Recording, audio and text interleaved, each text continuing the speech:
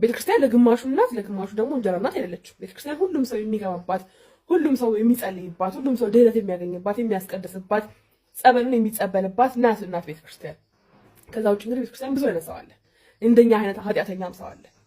በዚህ ምድር ጻድቅ ነኝ የሚል ሰው አለ ብዬ አላስብም። እና ሁላችንም ኃጢአተኞች ነን። ወንድማችን እሸቱም እንደገለጠው እጅግ ኃጢአተኛ እንደሆነ ኃጢአቱ አንገቱን አስደፍቶት ቤቱ ቁጭ ብሎ አቀርቅሮ እንዳለ ንስሐ እየገባም እንደሆነ ነው የነገረን።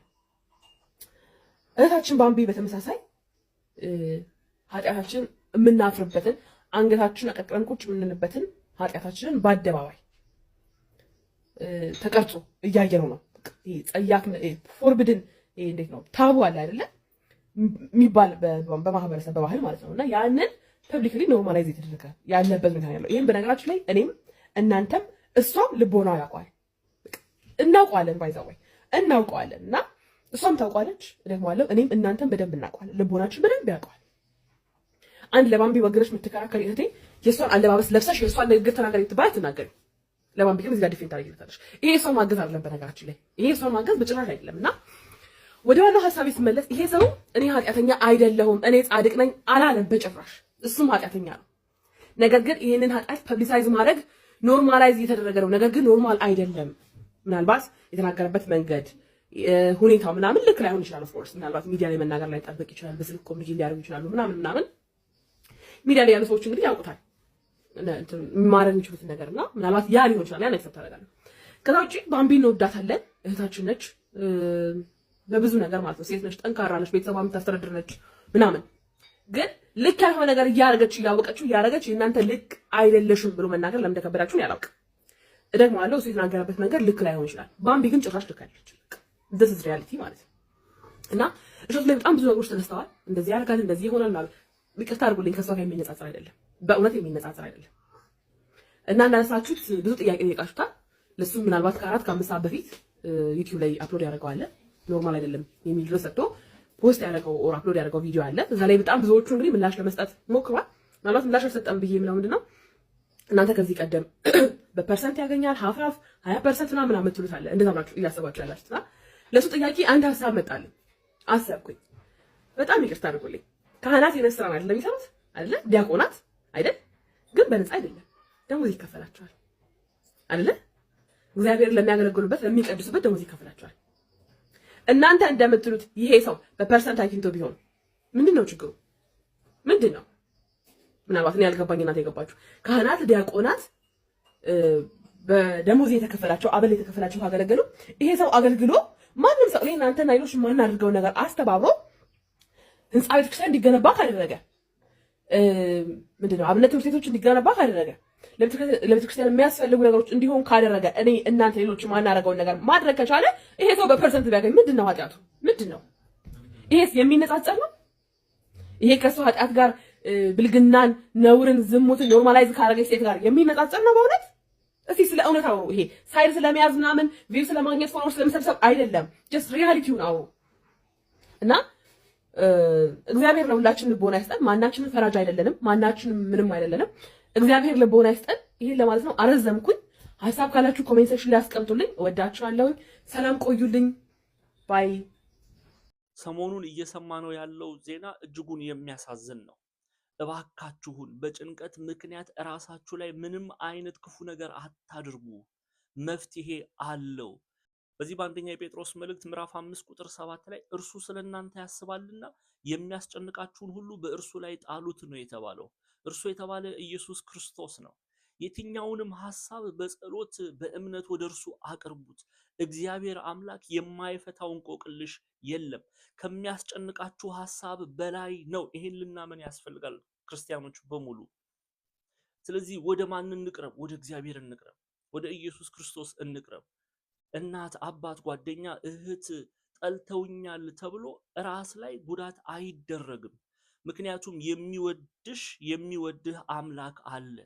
ለዚህ ነው ሊቁ ቅዱስ ዮሐንስ አፈወርቅ እግዚአብሔር አምላክ ይላል ከእናት ከአባት ከጓደኛ አንተ ራስህ ይወዱኛል ብለህ ከምታስባቸው ሰዎች በላይ አንተም ራስህን ከምትወደው በላይ ይወድሃል። እንዲህ የሚወደን ጌታ አለ። ስለዚህ እባካችሁን በራሳችሁ ላይ ምንም አይነት ጉዳት አታድርጉ። የሚያስጨንቃችሁን ነገር በጸሎት ወደ እግዚአብሔር አቅርቡት። እግዚአብሔር አምላክ ይወደናል። መቼስ ስለዚህ ሴት በየሚዲያው ሰምተናል፣ ያልሰማነው ነገር የለም። ሁሉም ሰው የሚያወራው ስለሷ ነው። እና ዛሬ ስለዚህ ሴት እስቲ ሙሉ ታሪክ ወይ ደግሞ ሚስ የተደረገች ፓርት አለች ብዬ ስለማስብ እስቲ ልንገራችሁ ብዬ ነው። እና ይች ዘማዊት ሴት ዝሙት ስትፈጽም ተገኘች ብለው አይሁዳውያን እየጎተቱ ወስደው ክርስቶስ ፊት አደባባይ ፊት ለፍርድ ያቀርቧታል። በእሱ ኃጢአት ስለተበሳጩ ወይም ደግሞ በቃ እንዴት ዝሙት ትፈጽማለች ብለው ስለተናደዱባት ብቻ ሳይሆን ክርስቶስን ለመጣል ሲያሴሩ ስለነበረ ትወገር ብሎ ከፈረደባት በሕዝቡ ዘንድ እናስጠለዋለን። ይሄ ሰው ይወገር ብሎ እንዴት ይፈርዳል ብለው አትወገርም ካለ ደግሞ የሙሴን ሕግ ይሽራል ብለን እንከሰዋለን ብለው አስበውን የወሰዷት። ከዛ ወሰዷትና ክርስቶስን ይች ሴት ዝሙት ስትፈጽም አግኝተናታል፣ የሙሴ ሕግ ትወገርና ትገደል ይላል፣ አንተ ምን ትላለህ አሉት። ከዛ እሱም ዝቅ ብሎ መሬት ላይ ጻፈ። አሁንም ደግሞ ጠየቁት። ደግሞ ሲጠይቁት ከእናንተ መሀል ኃጢአት የሌለበት ይውገራት አላቸው። አሁንም ዝቅ ብሎ እንደገና ጻፈ። ከእናንተ መሀል ኃጢአት የሌለበት ይውገራት ሲባሉ ኃጢአት የሌለበት ስለሌለ ሁሉም ሹልክ ሹልክ እያሉ ሄዱ። ከዛ ቀና ሲል ከሳሾቿ እነዛ አይሁዳውያን በሙሉ የሉም። ከዛ አንድ ሴት ከሳሾች የታሉ የፈረደብሽ የለምን አላት። አንድስ እንኳን መምህሮ ያለችው። ከዛ አንድስ እንኳን መምህሮ ስትለው ምን አላት? እኔም አልፈርድብሽም፣ ደግመሽ ኃጢአት አትስሪ።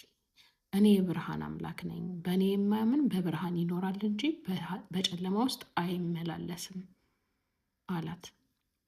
ይሄ ምን ማለት ነው? እችን ፓርት ነው ሚስ እያረግናት ነው ብዬ የማስበው።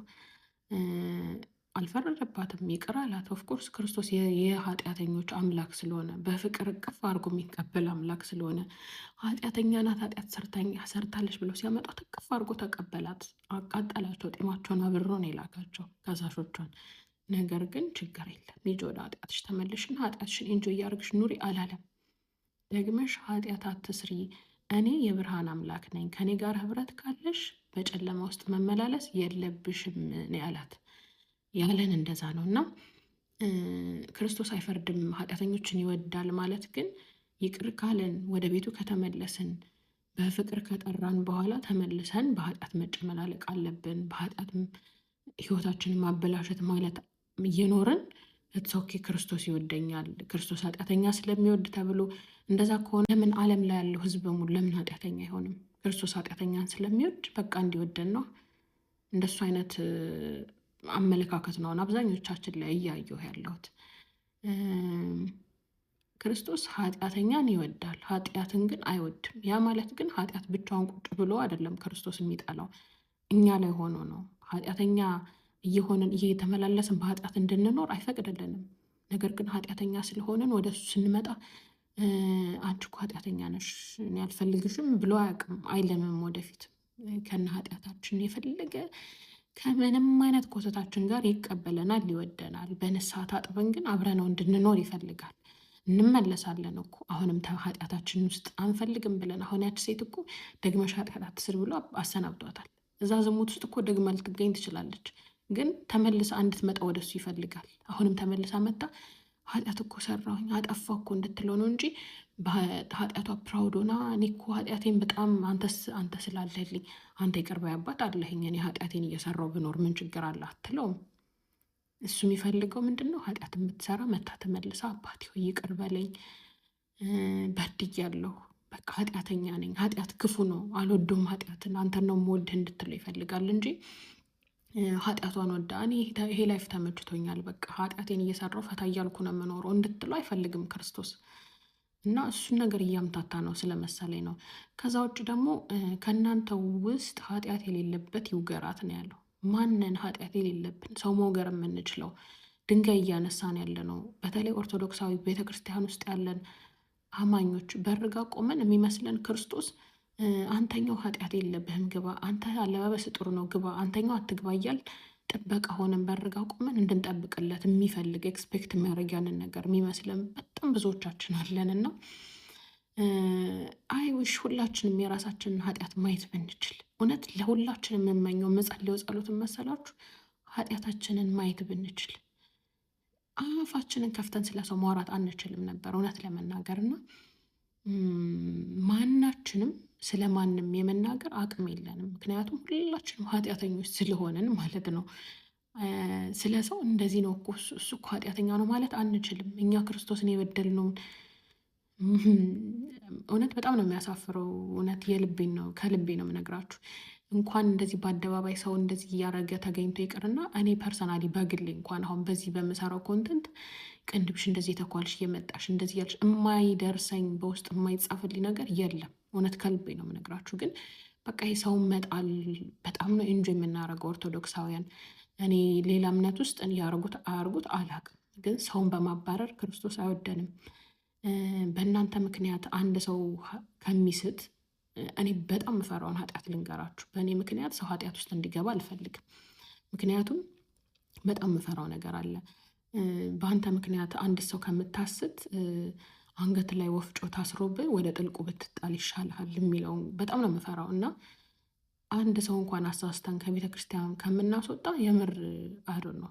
በቃ በጣም ከባዱ ከኃጢአትም በላይ ኃጢአቱ እሱ ነው እና በተቻለን አቅም ይሄ ለማንም ሰው ምክንያት ባንሆን ኃጢአት ስንሰራም መስራት ከሰራንም ራሳችንን እንችልን አትሊስት አንድ ነፍሳችን ንስሐ የምንገባበትን የራሳችንን ኃጢአት ብንሰራ። ከዛ ውጭ ግን ክርስቶስ ይቅር ባይ ነው መሐሪ ነው ማለት በኃጢአት እየተመላለስን እየተጨማለቅን እዛው ኃጢአታችን ውስጥ እንድንኖር ይፈልጋል ይፈቅዳል። እትሶኪ ችግር የለውም ማለት አይደለም። ከኃጢአታችን ወጥተን እንድንመለስ ወደ ቤቱ እንድንመጣ ኃጢአትን አልፈልገውም አንተን ነው የምፈልግ እንድንለው ይፈልጋል። ይሄን ልላችሁ ነው። አመሰግናለሁ።